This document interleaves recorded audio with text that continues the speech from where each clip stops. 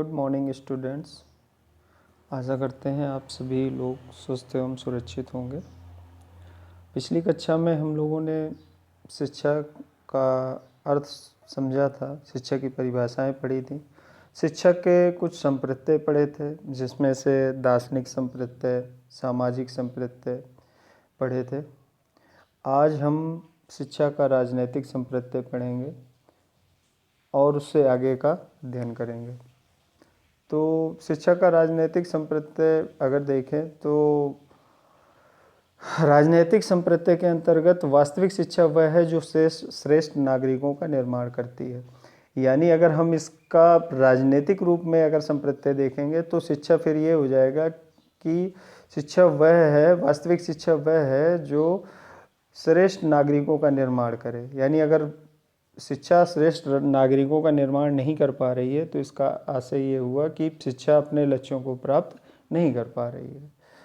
इसके बाद जैसे इस बात को स्पष्ट करने के लिए डॉक्टर राधाकृष्णन ने कहा है कि किसी भी राष्ट्र का निर्माण ईंट, सीमेंट या पत्थर से नहीं होता, बल्कि वहाँ रहने वाले नागरिकों के चरित्र व नैतिक मूल्यों से होता है। तो सही बात है, किसी भी राष्ट्र की पहचान वहाँ की बिल्डिंग्स से नहीं होता, बल्कि वहाँ रहने वाले नागरिकों के उच्च चरित्र से होता है। तो शिक्षा का वास्तविक संप्रत्यय अगर मतलब राजनीतिक संप्रत्यय में देखें तो ये होगा कि वास्तविक शिक्षा वह है जो उच्च नागरिकों का निर्माण करे। फिर इसके बाद अगला है शिक्षा का मनोवैज्ञानिक संप्रत्यय। तो शिक्षा का मनोवैज्ञानिक संप्रत्यय को स्पष्ट करने के लिए पेस्टोलॉजी ने कहा है कि शिक्षा मनुष्य की जन्मजात शक्तियों का स्वाभाविक, समरस तथा प्रगतिशील विकास है।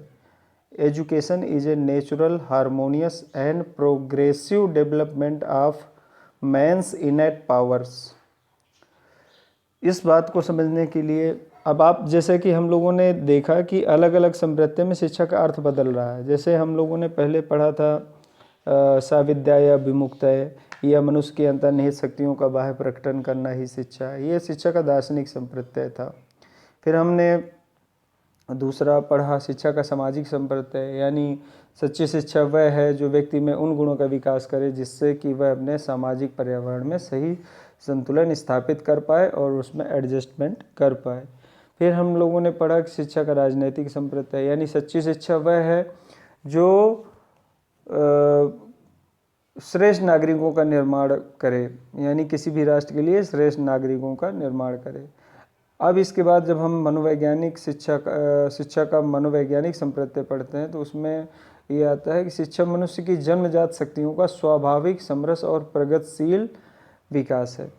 इस परिभाषा को हम थोड़ा गहराई से समझेंगे तो इसमें अगर देखें तो शिक्षा मनुष्य की जन्मजात शक्तियों यानी ये सिद्ध करता है कि बालक जो कुछ भी बालक के अंदर गुण या विशेषताएं होती हैं वो सारी गुण और विशेषताएं वो लेकर पैदा होता है। यानी वो जन्मजात जब वो पैदा होता है तो वो सारी शक्तियों को अपने अंदर लेके पैदा होता है। ये बिल्कुल उसी तरह है कि जैसे एक बीज होता है, बीज के अंदर समस्त वृक्ष समाया हुआ होता है और जब उसे उचित पर्यावरण मिलता है, यानी उपजाऊ भूमि, सही वातावरण, पानी, खाद, ये सारा सब मिलता है तो वही बीज मतलब अंकुरित होकर एक बड़े वृक्ष का आकार लेता है। तो इसी तरह से प्रत्येक बालक अपनी समस्त शक्तियों को लेकर पैदा होता है। तो मनुष्य की जन्मजात शक्तियों का स्वाभाविक, समरस तथा प्रगतिशील विकास है। स्वाभाविक से आशय यहाँ पर यह है कि मतलब बालक का विकास तो होना ही होना है। स्वाभाविक मतलब नेचुरल, मतलब अगर आप ये देखो कि अगर कोई बच्चा है तो अगर वो पैदा हुआ है तो उसके बाद वो बड़ा होगा ही होगा, उसका शारीरिक विकास होगा, उसका मानसिक विकास होगा, उसका सामाजिक विकास होगा, उसका नैतिक विकास होगा। ये स्वाभाविक विकास होना ही होना है। अब बात यहाँ पर स्वाभाविक और अस्वाभाविक विकास की है। जैसा कि खास तौर से अगर आप पढ़ेंगे, प्रगतिवादियों को पढ़ेंगे तो उन्होंने बालक के अस्वाभाविक विकास पर का विरोध किया है, बल्कि उसके स्वाभाविक विकास पर बल दिया। स्वाभाविक विकास कि बालक जिस आयु वर्ग का है उसका विकास वैसे ही होना देना चाहिए। यानी अगर वो शैशवावस्था में है तो शैशवावस्था की जैसी उसकी विकासात्मक विशेषताएं हैं उसके अनुसार उसे विकसित होने देना चाहिए, ना कि उसके इस विकास क्रम को बदलने का प्रयास करना चाहिए। अगर हम आर्टिफिशियल तरीके से यानी छोटे बच्चों के साथ हम प्रौढ़ों की तरह बिहेव करेंगे या हम ये अपेक्षा करेंगे कि वह बड़ों की तरह बिहेव करे, तो ये एक तरह से गलत है। और हम मतलब जैसे जैसे बालक बढ़ेगा वैसे उसका शारीरिक विकास होगा, वैसे उसका मानसिक विकास होगा, वैसे उसका सामाजिक विकास होगा। तो हम ये अपेक्षा करना गलत है कि कोई बच्चा प्रौढ़ों की तरह बिहेव करे। तो ये स्वाभाविक की बात यही है कि बालक जैसे जैसे हम ये अपेक्षा नहीं कर सकते कि जो अगर वो प्राथमिक कक्षाओं में है कोई बच्चा और हम उससे ये अपेक्षा करें कि वो पीजी की कक्षाओं के जो संप्रत्यय हैं या विषय हैं या जो टॉपिक हैं उनको हम लोगों के जैसे ही वो आसानी से समझ ले। क्यों? क्योंकि जैसे जैसे वो बड़ा होता जाएगा उसकी बुद्धि, उसका बौद्धिक विकास होगा और वो उन चीज़ों को समझने लगेगा। तो कहने का मतलब ये है कि बालक के विकास के क्रम को हमें बदलना नहीं है। जैसे जैसे वो विकसित होता जाएगा, जैसे जैसे उसकी आयु बढ़ेगी, वैसे वैसे उसकी मैच्योरिटी, समझ, शारीरिक विकास, मानसिक विकास, सामाजिक विकास, नैतिक विकास, सारे विकास अपने आप होते रहेंगे। फिर इसके बाद स्वाभाविक के बाद है समरस। समरस से आशय यहाँ पर ये है कि समरस मतलब किसी बालक के विविध पक्ष, यानी उसके जीवन के प्रत्येक पक्ष का, केवल एक पक्ष का नहीं। ये नहीं कि केवल शारीरिक विकास की बात हो रही है या केवल मानसिक विकास की बात हो रही है, बल्कि उसके जीवन के हर पक्ष यानी शारीरिक विकास, मानसिक विकास, सामाजिक विकास, संवेगात्मक विकास, आर्थिक विकास, नैतिक विकास, धार्मिक विकास, जितनी तरह के विकास हो सकते हैं उसके जीवन के, उन सारे विकासों का मतलब यानी ऑलराउंड डेवलपमेंट की बात हो रही है, केवल एक पक्ष के विकास की बात नहीं हो रही।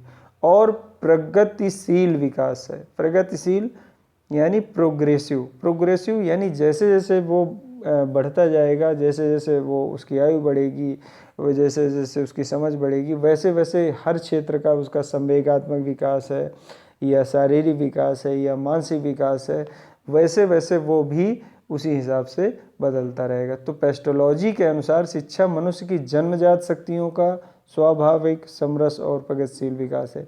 यानी सच्ची शिक्षा वह है जो किसी बालक की जन्मजात शक्तियाँ यानी जो शक्तियाँ वो लेकर पैदा हुआ है उनका स्वाभाविक, समरस और प्रगतिशील विकास करना ही शिक्षा है। ये पेस्टोलॉजी की परिभाषा है।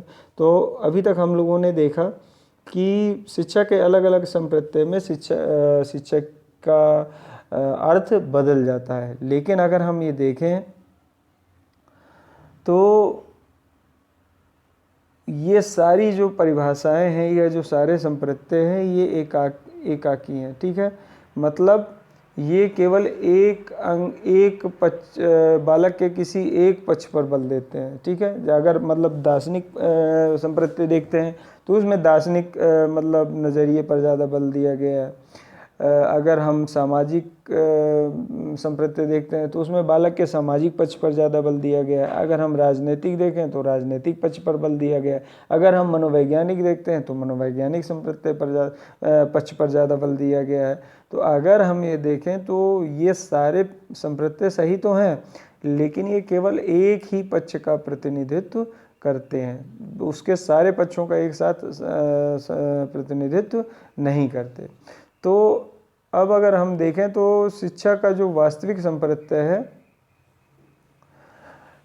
वो देखते हैं। शिक्षा का मतलब ये विभिन्न संप्रत्यय पढ़ने के बाद हम इसका एक सारांश जैसे निकालते हैं और ये देखते हैं कि वास्तविक संप्रत्यय क्या है। तो इसका जो वास्तविक संप्रत्यय निकल के आता है कि शिक्षक किसी समाज में सदैव चलने वाली सोद्देश्य सामाजिक प्रक्रिया है जिसके द्वारा मनुष्य की जन्मजात शक्तियों का विकास करके उसके ज्ञान एवं कला कौशल में वृद्धि तथा व्यवहार में परिवर्तन किया जाता है। इस प्रकार उसे सभ्य, सुसंस्कृत तथा योग्य नागरिक बनाया जाता है। ठीक है। इसके द्वारा व्यक्ति एवं समाज दोनों निरंतर विकास करते हैं। मतलब अगर आप ये देखें तो इसके मतलब सारे पक्षों को सम्मिलित करके इसका एक वास्तविक संप्रत्यय निकल आता है।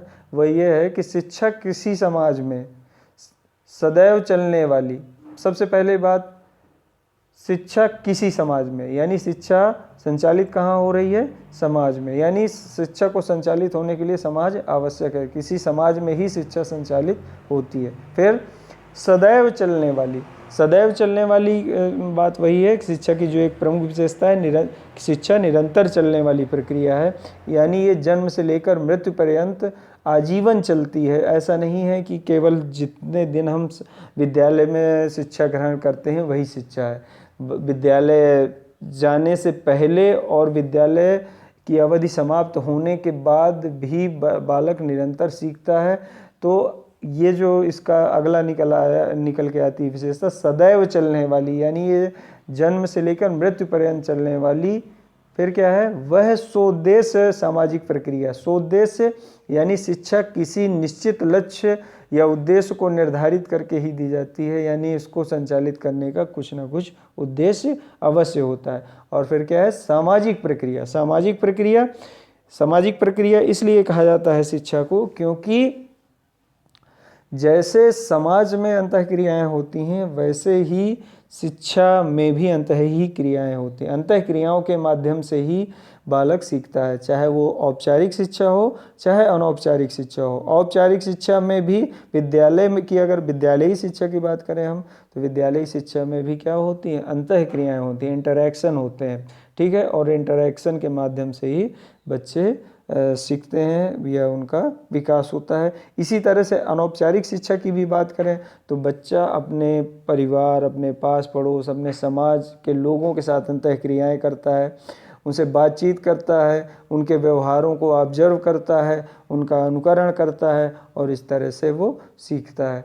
तो अगर हम ये देखें तो सोद्देश्य सामाजिक प्रक्रिया है जिसके द्वारा मनुष्य की जन्मजात शक्तियों का विकास करके, अभी मैंने आपको बताया है जन्मजात शक्तियों का विकास करके, मतलब बालक अपनी सारी क्षमता लेकर पैदा होता है। ऐसा नहीं कि शिक्षा कोई बाहर से कुछ थोप देती है, बल्कि शिक्षा केवल ये करती है कि जो बालक के अंदर जो क्षमताएं हैं जो लेकर वो पैदा हुआ है, उन क्षमताओं का केवल वो प्रकटन करती है या उनका विकास करती है या उन्हें विकसित करती है, ठीक है।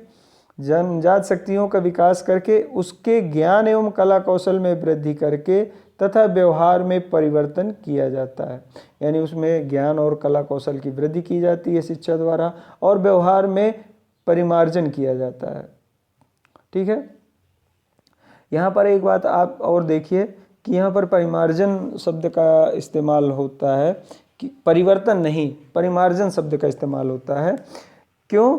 क्योंकि जो परिवर्तन होता है वो परिवर्तन पॉजिटिव भी हो सकता है, निगेटिव भी हो सकता है। तो अगर हम केवल परिवर्तन की बात करें तो अगर बालक का विकास निगेटिव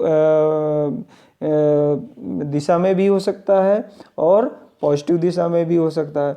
तो लेकिन जो परिमार्जन होता है वो हमेशा पॉजिटिव होता है, यानी सकारात्मक ही होता है। इसलिए यहाँ पर परिमार्जन शब्द का इस्तेमाल किया गया है या प्रयोग किया गया है, ना कि परिवर्तन, क्योंकि परिवर्तन तो नकारात्मक भी हो सकता है, लेकिन परिमार्जन जो होता है वो हमेशा उत्तरोत्तर प्रगति का सूचक है, यानी सही दिशा का सूचक है, ठीक है। तो परिमार्जन किया जाता है और इस प्रकार उसे सभ्य, सुसंस्कृत तथा योग्य नागरिक बनाया जाता है। आप ये देखते हो कि शिक्षा हमें सभ्य, सुसंस्कृत तथा योग्य नागरिक बनाती है और इसके द्वारा व्यक्ति तथा समाज दोनों निरंतर विकास करते हैं। शिक्षा के द्वारा व्यक्ति का भी विकास होता है और समाज का भी विकास होता है। व्यक्ति का विकास ऐसे होता है कि शिक्षा उसकी जन्मजात शक्तियों का, विविध पक्षों का सर्वांगीण विकास करती है और समाज का इस तरह से विकास होता है क्योंकि समाज कोई अपने आप में अलग से नहीं है, बल्कि व्यक्तियों से मिलकर ही समाज बना है। तो जब किसी समाज के सब व्यक्ति सभ्य, सुसंस्कृत, योग्य होंगे, अच्छे नागरिक होंगे तो समाज का निरंतर विकास होना ही होना है। तो अगर हम इस हिसाब से देखें तो शिक्षा का जो वास्तविक संप्रत्यय निकल के आता है, सूत्र रूप में कहें तो सूत्र रूप में एक बात हमेशा आप याद रखिए कि चाहे आप कितनी भी परिभाषाएं लिखिए, कितने भी संप्रत्यय लिखिए, लेकिन लास्ट में सूत्र रूप में आप ये कह सकते हैं कि शिक्षा मानव व्यवहार का परिमार्जन है, यानी education is the modification of behaviour. शिक्षा मानव व्यवहार का परिमार्जन है। परिवर्तन, यहाँ फिर मैं आपको याद दिला दूं कि यहाँ परिवर्तन शब्द का इस्तेमाल नहीं हुआ, यहाँ परिमार्जन शब्द का इस्तेमाल हुआ है, यानी कि शिक्षा मानव व्यवहार का परिमार्जन करती है। वो इस तरह से हम कह सकते हैं, क्योंकि अगर हम ये देखें तो मानव का विकास पशुओं से हुआ है, यानी निम्नतम पशु से उच्चतम पशु की ओर मानव का विकास हुआ है। तो शिक्षा क्या करती है, उसका जो ये पशुवत व्यवहार है उसका परिमार्जन करती है, उसे सभ्य और सुसंस्कृत नागरिक में परिवर्तित करती है, अच्छे इंसान में परिवर्तित करती है। इसलिए शिक्षा को हम कहते हैं मानव व्यवहार का परिमार्जन। जैसे मनोविज्ञान में आप लोगों ने प्रथम सेमेस्टर में पढ़ा ही होगा कि जो बालक होता है उसमें नर्सिसिज्म की भावना होती है, यानी वो केवल अपने बारे में सोचता है, अपनी इच्छाओं को पूरा करने के बारे में सोचता है। ये सब आप लोगों ने वृद्धि विकास में पढ़ा ही होगा। लेकिन बालक जैसे जैसे आगे बढ़ता है, जैसे जैसे उसका विकास होता है, जैसे जैसे वो शिक्षा ग्रहण करता है, तो उसकी ये जो इकोसेंट्रिक या जो आत्म केंद्रित प्रवृत्ति है वो धीरे धीरे कम होने लगती है, और वो अपने घर परिवार, पास पड़ोस, समाज, इन सब के बारे में भी सोचने लगता है। तो यही ये परिवर्तन जो आता है वो परिवर्तन किसकी बदौलत आता है, शिक्षा की बदौलत। तो इसीलिए कहा जाता है सूत्र रूप में education is the modification of behaviour. आज की कक्षा में इतना ही। अगली कक्षा में हम शिक्षा की विशेषताओं के बारे में अध्ययन करेंगे। आशा है कि आप लोगों को इस वीडियो से फ़ायदा होगा। फिर भी अगर कोई समस्या हो तो आप मुझसे संपर्क करें। धन्यवाद।